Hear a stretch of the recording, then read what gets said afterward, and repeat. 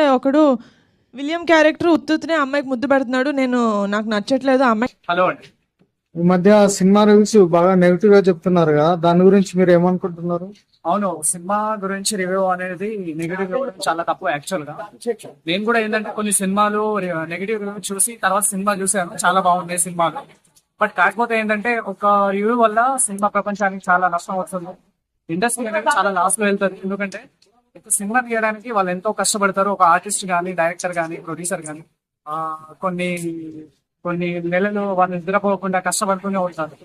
Cinema అనేది చాలా సినిమాలో వర్క్ చేసే వాళ్ళకి దాని వాల్యూ అనేది తెలుస్తుంది.